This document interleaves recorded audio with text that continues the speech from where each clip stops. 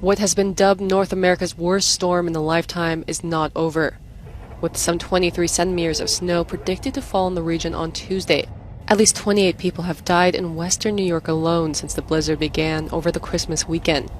Many of those who died in Buffalo were found in their homes, snowbanks, and cars. Some people were stranded in their cars in the freezing temperature for more than 2 days. At least 50 people have died across the nation. This extreme weather, including severe cold, has gripped the United States over the past couple of days, causing power outages and travel delays. So anyone who declares victory and says it's over, it is way too early to say this is at its completion of, maybe the severity is downplaying now, and right now it's not as bad as it had been over the last couple of days, but it is still a dangerous situation to be out. Service in Sacramento looking for Sandra Maffei. More than 15,000 flights were canceled over the past couple of days, including more than 2,700 on Monday alone. The travel delays forced thousands of people to wait at airports to rebook their tickets or to search for their stacked luggage.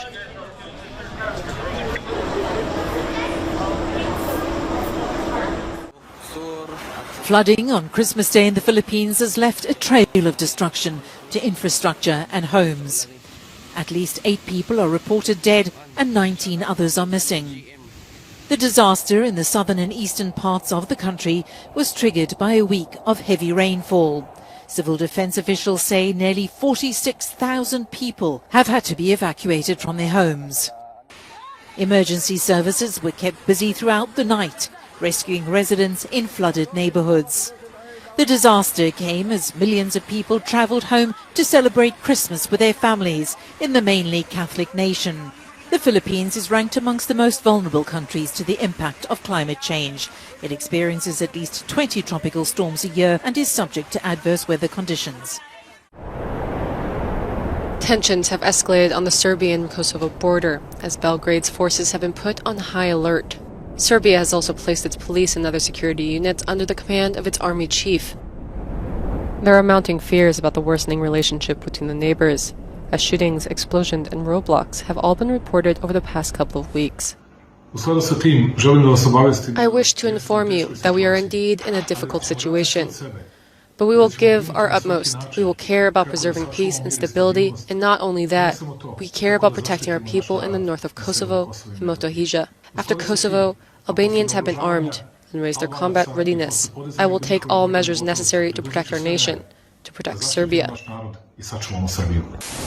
NATO and other members of the international community have called for the Balkan foes to avoid sparking more violence, as the alliance investigates a shooting over the weekend near its patrolling troops.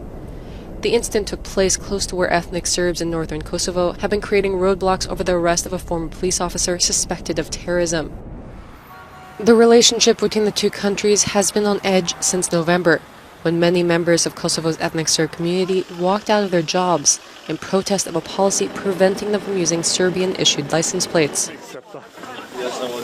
Serbia does not recognize Kosovo's independence, leaving the issue a potential flashpoint of violence at a time when many other long-standing regional conflicts seem to be on the verge of erupting.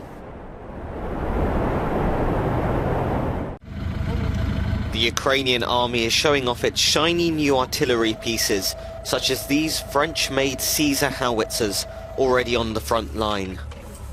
In recent months, Ukraine has taken deliveries of more than 200 heavy artillery systems from the US and its NATO allies. Meanwhile, Ukraine's foreign secretary says that Kyiv aims to hold a peace summit by February next year, preferably at the UN, with Secretary General Antonio Guterres as a possible mediator. In other developments, Russia's military has reported that it shot down a Ukrainian drone approaching an airbase deep inside Russia on Monday, the second time the facility has been targeted this month. Debris killed 3 servicemen at the Engels airbase, according to authorities. In an attempt to cement his military gains, President Vladimir Putin has approved the granting of passports to those in 4 partially occupied Ukrainian regions, illegally annexed by Moscow this year. Along with current military drills being held in Belarus, it's led to fears that the conflict could yet again get hotter this winter, despite the war going on for nearly a year now. North Macedonia has imposed emergency measures in the capital Skopje and 3 other cities to tackle soaring pollution levels. They've now risen to 28 times the safety threshold established by the World Health Organization. Sporting events have been cancelled and construction work limited to just 6 hours a day.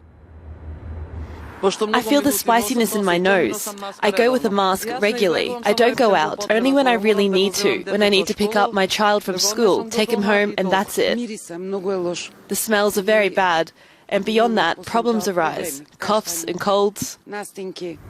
Those with asthma and other chronic conditions are the most vulnerable. The government has also ordered welfare ministries to provide shelter for homeless people.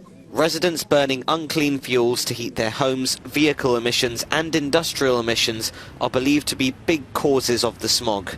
IQ Air, a Swiss air quality technology company, has ranked North Macedonia's capital as the 3rd most polluted city in the world right now.